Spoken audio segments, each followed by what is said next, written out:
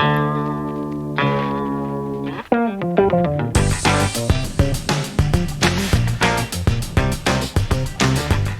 여러분 안녕하세요. 2021학년도 고1 11월 학력평가 해설학평 강의 우리 영어에 오신 것을 환영합니다. 총평이죠.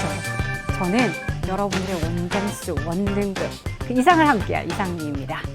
총평 오신 것 진심으로 환영해요, 여러분. 그 전에 여러분 장시간 정말 고생 많으셨습니다. 그렇죠? 네. 선생님이 이번에 대수능 감독을 갔거든요. 감독에서 많은 이제 학생들을 보면서 감독도 참 쉽지는 않지만 감독을 할 때마다 느끼는 게 좀 이렇게 마음이 저릿저릿한 게 지금도 생각하면 약간 살짝 눈물이 핑 도는데 하루 만에 여태까지 배웠던 것들을 다 쏟아내야 된다는 그런 부담감, 심적인 압박감이 굉장히 크죠. 그래서 하나라도 실수하면 안 된다라는 그런 마음과 함께 많은 친구들이 좀 힘든 모습들을 봤을 때 감독을 하면서도 선생님도 마음이 참 같이 정말 함께하는 그런 느낌이 많이 들었습니다. 근데 그렇게 감독을 하고 학교에 이제 돌아왔는데 3학년 친구가 이제 선생님이 3학년을 또 가르치고 있거든요. 네, 선생님 제자 중에 한 명이 막 와서 선생님 하고 부르는 거예요. 그래서 이렇게 얘기했더니 그 친구가 선생님 저 영어 제가 정말 생각했던 것보다 훨씬 잘 봤어요. 이번에 많이 어렵거든요. 근데 선생님 덕분이에요. 이렇게 얘기하는 거예요. 물론 선생님 덕분에요는 그 친구가 착해서 붙여준 말이겠지만 선생님은 진짜 그 친구가 최선을 다해서 본인이 원하는 결과, 그 이상을 원했던 결과 이상을 받았다라는 그 말 한마디로도 되게 가슴이 되게 뜨거워지더라고요. 여러분들이 그 주인공이 되실 수 있습니다. 11월 학평, 특히 1학년이지만 아직 멀었다 라고 생각하지 마시고 한 해의 끝을 보는 11월 달의 마지막 학평이긴 했지만 여러분들이 2학년을 준비하는 또 도약할 수 있는 시간, 이 시간이 3월 전까지 있는 거예요. 여러분 얼마나 귀한 시간입니까? 뭘 해야 될지, 내가 뭘 부족한지 그걸 정확하게 진단하는 시간이라고 보셨으면 좋겠습니다. 알겠죠? 총평. 여러분들이 많이 어려웠을 거예요. 어떤 친구들은 쉽다고 생각할 수도 있지만 항상 시험이라는 게 항상 내게 완벽하지 않은 게 그게 시험이거든요. 그래서 어떻게 이루어졌는지 한번 쭉 살펴보고 절대 놓치지 마셔야 되는 거. 네, 해설 강의 놓치지 않으셨으면 좋겠습니다. 특히 문풀 중심으로 어떻게 해서 문제가 얘가 이렇게 답이 되는지, 얘가 왜 오답이 되는지 이런 문제 조심하세요 라고 여러분들에게 꿀팁을 마구마구 선생님들이 방출할 거예요. 그러니까 잊지 않으시고 놓치지 마시고 꼭 잡으셨으면 좋겠습니다. 그 행운의 주인공이 여러분들이 되는 그날까지. 자, 총평 보겠습니다. 일반적으로 전체적으로요. 난이도는 9월 학평보다는 좀 쉽지 않았을까라는 생각이 들어요. 물론 그건 쌤의 마음입니다. 9월 학평보다는 조금 난이도가 낮지 않았을까? 여러분들이 느낀 체감 난이도가요. 그치만 킬러 문제의 난이도가 상당히 높았어요. 특히 이제 여러분들이 모르는 그 단어들이 선택지 안에, 표현들이 선택지 안에 들어와 있는 경우가 좀 있었기 때문에 선택지라는 건 1번부터 5번까지예요. 그래서 난이도가 여러분들이 굉장히 이 문제 전체적으로 좀 어려웠다라는 생각이 들었을 수 있을 것 같아요. 그 이유가 아까 얘기한 것처럼 선택지, 어휘, 표현 난이도가 특히 21, 32, 34번이 상당히 높았습니다. 생소한 어휘도 등장했죠. 소재도 조금 어렵긴 했지만 생소한 어휘, bioluminescence라는 단어 물론 주석으로 나왔습니다. 하지만 생물 발광이라는 게 뭘까? 생물이 자체적으로 빛을 발한다라는 거예요. 근데 여러분들이 그럼 생물 발광? 이게 도대체 뭐야? 근데 거기에 계속 여러분들에게 이제 힌트를 주고 있어요. glow라는 단어. 빛이 나. 그래서 빛을 내지. 뭐 sparkling 뭐 이런 단어들도 sparkles 이런 단어들도 나오고 막 이렇게 이 bioluminescence를 설명하는 표현들이 나오긴 하지만 실전에서 여러분들이 만났다면 이거 좀 생소한 소재다. 라고 생각하면 이 체감 난이도가 확 올라갔지 않았을까라는 생각이 듭니다. 킬러 문항, 7개의 킬러 문항은요, 사실 여러분들 지금 선생님이 촬영하는 이 기준점으로 오답률이 높은 EBS 아이사이트에서 오답률이 높은 문제들을 한번 가지고 왔습니다. 어떠세요, 여러분? 여러분들이 어렵게 느끼셨던 문제들인가요? 쌤이 여러분들과 함께할 문항들이기도 합니다. 그래서 내가 어느 부분에서 놓쳤는지, 여기서 왜 함정에 빠졌는지 알고 싶으시죠? 그 궁금증을 선생님이랑 같이 해설 강의에서 보도록 하겠습니다. 또한 생소하거나 어려운 소재가 좀 등장했어요. 유전? 유전이라는 건 이제 과학 생물 파트죠. 환경, 건강, 심리 이런 부분에서 여러분들이 이제 생소하게 느낄 수 있었던 이런 단어들 어휘 자체의 체감도가 높기 때문에 전체적인 의미 자체의 해석 혹은 이해가 어렵지 않았을까라는 생각이 들었습니다. 함축적인 의미 추론, 지금 기준으로 했을 때 두 번째, 오답률 두 번째로 높은 문제인데요. 함축적인 의미 추론이 내용 파악 자체는 솔직히 어렵지 않았어요. 쉬웠어요, 솔직히.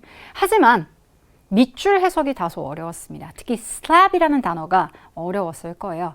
그래서 주제의 내용을 찾아서 밑줄 그은 부분과 연결하세요 라고 보통 이렇게 강의에서 함축적인 의미 추론에 대한 접근법을 이야기를 하는데, 그런데도 불구하고 여러분들이 좀 어려움을 느꼈겠지만 그래도 마지막 문장이 밑줄이 들어있거든요. 마지막 문장의 의미와 주제문을 같이 추론하시면 그렇다고 해서 그렇게 못 풀 정도의 문제는 아니었다라고 선생님은 좀 생각하고 싶은데요. 여러분들이 선생님 아니요, 그래도 진짜 어려웠어요. 진짜 어려웠던 건 맞아요. 하지만 다음번에 이렇게 내가 모르는 단어가 나왔을 때 어떻게 해서 추론해서 문제를 봐야 되는지는 문맥상으로 해결을 하셔야 됩니다. 이따가 여러분들 2부 문제에서 같이 해결해 보도록 하겠습니다. 2부 강의에서요. 자, 그 다음에 주제 파악이라는 건 뭐 주장, 목적, 요지, 주제, 제목 이런 문제들이죠. 이런 문제들은 보통 이제 우리가 6문항 이상이 나오게 되고요. 이거는 사실은 이번 문제에서는 논리적인 흐름을 좀 잘 파악을 못했다면 답을 찾기가 조금 어렵지 않았을까라고 생각하는 그런 문제들이 좀 존재했습니다. 자, 그 다음에 어법 어휘로 가볼게요. 자, 어법 같은 경우에는 이제 우리가 굉장히 많이 빈출로 생각하는 관계 대명사도 나왔고요. 그 다음에 사실은 여기서는 본동사가 필요한 문제, 주어와 동사. 문장에서는 하나의 주어와 하나의 동사가 있어야 되지. 특히 동사는 꼭 있어야 돼. 라는 여러분들의 기본 개념. 문장을 이루는 기본 요소들을 파악하고 있는지, 구조를 분석할 수 있는지를 묻는 문제. 그래서 본동사 자리의 문제가 답이었습니다. 어휘 문제 같은 경우에는요, 이제 환경을 소재로 했더라고요. 그래서 멸종위기에 처한 종들을 위한 생존에 관련된 내용이었는데, 어휘 문제는 항상 선생님도 많이 강조하거든요. 분명히 출제자는요, 답이 확실한 걸 내야 돼요. 그죠? 논란의 여지가 있으면 안 되잖아요. 그러니까 논리적인 흐름상 반드시 이것과 반대가 되는 단어들을 생각하기 마련입니다. 그래서 여러분들이 항상 밑줄 어휘 1번부터 5번까지 어휘에서 얘가 조금 어색한데 라고 생각할 때 그 단어가 만약에 increase 였다면 우리 선택지에서는 capturing인가요? 그 단어가 나왔는데 그것에 반대되는 우리말의 의미를 대입해서 한번 생각해 보시면 반대말을 넣었을 때 얘가 더 답이네 라고 생각하시면 걔가 답입니다. 그리고 여러분, 지금 수능의 추세가요. 3학년들 문제, 연계 교재도 그렇고 논리적인 흐름을 묻는 문제들이 굉장히 많이 나와요. 앞에 있는 내용을 이해해야 그러니까 논리적인 관계에 의해서 이 문제를 풀 수 있게끔 나오게 됩니다. 그래서 어휘 문제가 점점 어려워지고 있어요. 여러분들이 느끼기에.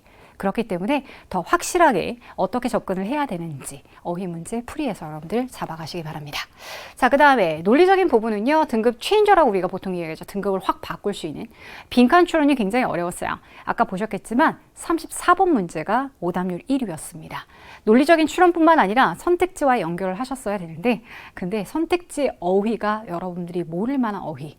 사실은 수능 필수 단어로 넣지 않은 단어가 나오긴 했지만 21번과 마찬가지로 여러분들이 나머지 단어들을 이용해서 그 의미가 무엇인지를 여러분들이 추론해서 문제를 푸셨어야 되는 문제입니다. 글의 순서 찾기 문제는요. 36번과 37번이에요. 근데 왜 쌤이 37번 문제만 가지고 왔냐면 얘가 3점짜리 문제였고 B번과 C번의 선택지에서 but과 however가 각각 하나씩 달고 나왔습니다. 역접을 나타낸다라는 건 뭔가 흐름이 바뀌는 반전이 있다라는 건데요. 그래서 여러분들이 조금 어렵지 않았을까라는 생각이 들고 A단락, B단락, C단락이 비슷한 내용을 담고 있는 것 같이 보였습니다. 그래서 여러분들이 체감 난이도가 훨씬 올라가지 않았을까라는 생각이 들었어요. 자, 그 다음에 이게 이제 스페셜이에요. 여러분들 내신 준비하시죠. 물론 쌤이랑 변형 특강에서도 만나게 될 텐데요. 내신 대비 필수 복습 문항 11문항 한번 꼽아봤습니다. 특히 이제 김수현 선생님한테도 이제 의견을 여쭤봤는데 장문 독해 마지막 그 독해도 굉장히 어려웠다라고 41번, 42번 타입 1이죠. 그죠?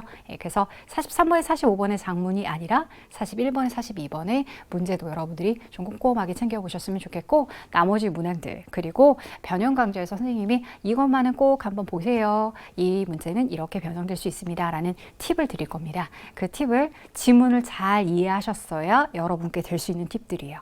그러니까 강좌를 들어가기 전에, 변형 강좌는 특히 들어오시기 전에 한번 내용이 어떤 내용인지를 좀 잘 흐름을 파악하시고 오시면 여러분이 내신에서 훨씬 여러분들이 원하는 원등급 그 이상으로 쭉 치고 나갈 수 있는 힘을 길러드릴 거라고 분명히 선생님은 자신합니다. 여러분들 우리 나머지 해설 강의에서 같이 한번 문제풀이 살펴보도록 하겠고요. 선생님은 나머지 2부와 4부 강좌에서 뵙도록 하겠습니다. 그때 뵐게요. 안녕히 계세요.